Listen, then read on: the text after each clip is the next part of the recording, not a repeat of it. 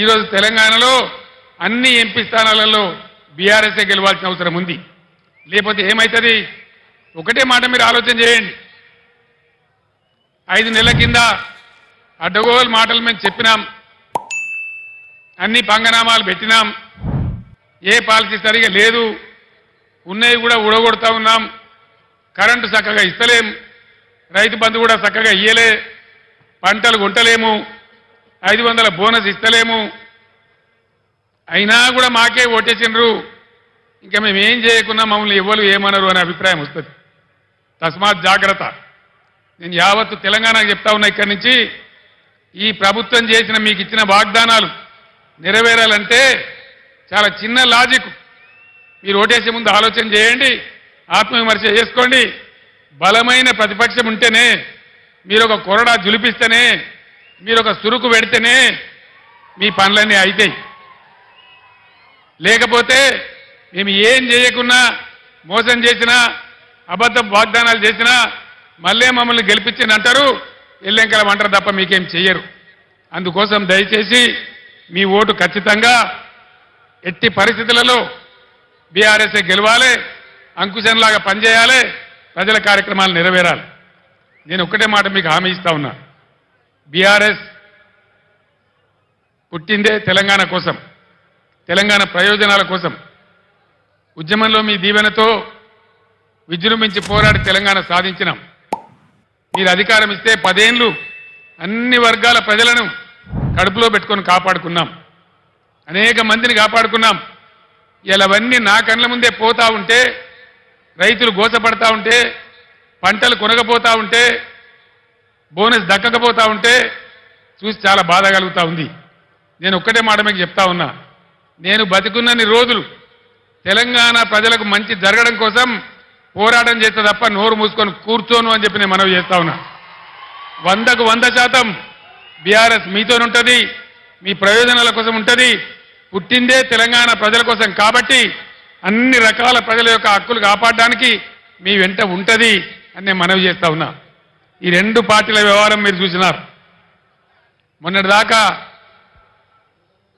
BRS పుణ్యాన గెలిచిన వ్యక్తి రంజిత్ రెడ్డి మీకు తెలుసు. ఏం తక్కువ చేసినాం రంజిత్ రెడ్డికి? ఎంపీ టికెట్ ఇవ్వలేదా, గౌరవించలేదా, గెలిపించలేదా అని నేనే వచ్చి ప్రార్థిస్తే మీరే ఓటేయలేదా? ఇలా ఎందుకు పార్టీ మారిండు రంజిత్ రెడ్డి? దేనికోసం మారిండు? ఆయన మన పొద్దుతిరుగుడు పువ్వా? అధికారం ఎటుంటే ఆడు తిరుగుతాడా? దయచేసి ఆలోచన చేయాలి. ఈ 2 వ్యక్తులు కూడా ఎవరికి తెలిసిన వాళ్ళు కాదు. బీజేపీ తరఫున నిలబడ్డాయినా కానీ, ఇలా కాంగ్రెస్కి వెళ్ళి వచ్చాడైనా కానీ, ఏ కారణం మీద పోయిండు రంజిత్ రెడ్డి? ఎందుకు పోయిండు? ఎందుకు పోయిండండి? అధికారం కోసమా, పదవుల కోసమా, పైరవీల కోసమా? దయచేసి దానికి మీరే సమాధానం చెప్పాలి. ఈ విధంగా ఉన్న వాళ్లకు ధీటైనటువంటి దెబ్బ మీరు కొట్టాలని చెప్పి నేను మనవి చేస్తా ఉన్నా.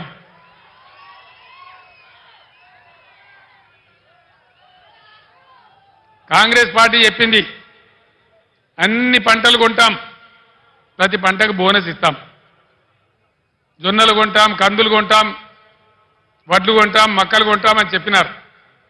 వానకాలం పంటలకు ఏ కానీ ఇయ్యలే. ఇలా యాసంగి కూడా కొనుగోలు స్టార్ట్ అయినాయి. ఇస్తారా, ఇయ్యరా? ఇయ్యకపోతే ఊకుందామా? యుద్ధం చేద్దామా? యుద్ధం 2 రకాలుగా చేయాలి. పంట కొనుగోలు కేంద్రాలు అక్కడ చేయాలి. అక్కడ స్పందన రాకపోతే, 500 రూపాయలు కట్టియకపోతే, ఓట్ల డబ్బాలు గుద్దుడు గుద్దితే డిపాజిట్ రాకుండా ఓడగొట్టాలి.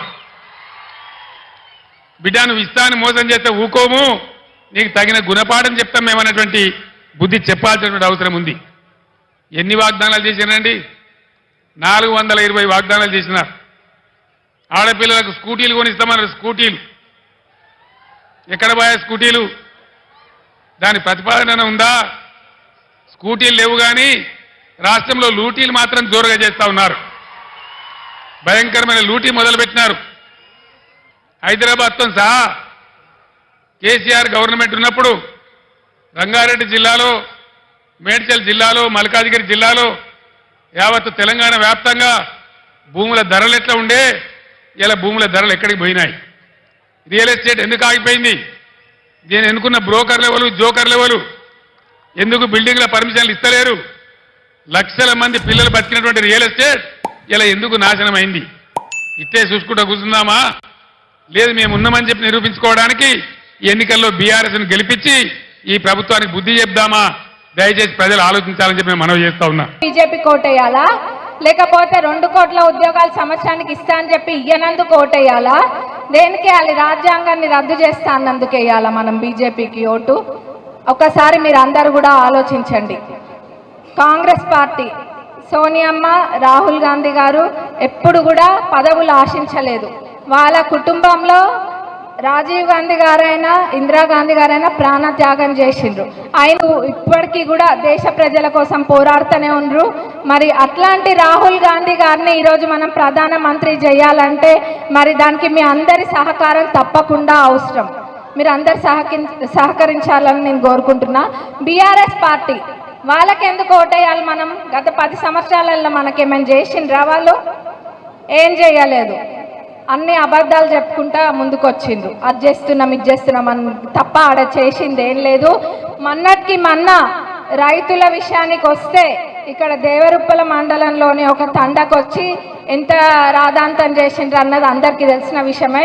ఇక్కడ పాలకుర్తి ప్రజలు అందరికీ వాస్తవాలు తెలుసు, అక్కడ ఏమైంది ఆ పంటలో అన్నది. అది నేను మళ్ళీ వివరించి సమయం వృధా చేయను. మరి ఇవన్నీ కూడా మీరు గమనించాలి. వాళ్ళు పంట నష్ట పరిహారం గురించి మాట్లాడినరు. మరి పోయిన సంవత్సరము నష్టం కలిగితే పంటలకు వాళ్ళు వచ్చి 10,000 ఇస్తా అన్నారు. మరి ఇక్కడ ఇంతమంది రైతన్నలు ఉన్నారు కదా, ఒక్కరికన్నా నష్టపరిహారం వచ్చిందా? మరి ఇప్పుడు వచ్చి చెప్తుండ్రు కాంగ్రెస్ వస్తే వర్షాలు లేవంటారు, కాంగ్రెస్ వస్తే ఇంకేదో లేదంటారు. మరి వాళ్ళకి అసలు పని చేస్తుందా చేయట్లేదా అర్థం కావట్లేదు. ఎందుకంటే వర్షాలు ఇప్పుడు వచ్చినాయా అప్పుడు వచ్చినాయా? వాళ్ళు ఉన్నప్పుడు వచ్చినాయి. కాళేశ్వరం ప్రాజెక్టు వాళ్ళు మరి ఎట్లా కట్టిండ్రో అది అందరికీ తెలిసిందే. దాని ద్వారా నీళ్ళన్నీ కూడా వృధా చేసిండ్రు, సముద్రపాలు చేసిండ్రు. మరి ఇవన్నీ వాళ్ళు చేసి అది తప్పులన్నీ వాళ్ళు చేసి కాంగ్రెస్ పైన రుద్దడానికి మటుకు రెడీగా ఉన్నారు. మున్పెన్నడు బయటకు వెళ్ళలేదు, కానీ ఇప్పుడు మట్టుకు వెళ్తున్నారు అధికారం పోయినాక. ఇవన్నీ కూడా మీరు అందరూ గమనియాలి. మరి మన నియోజకవర్గాన్ని దగ్గరకు వస్తే నేను ఆనాడు చెప్పినా ఈరోజు చెప్తున్నా, పాలకుర్తి నియోజకవర్గాన్ని ఒక రోల్ మోడల్ లాగా చేయడమే నా లక్ష్యం అని.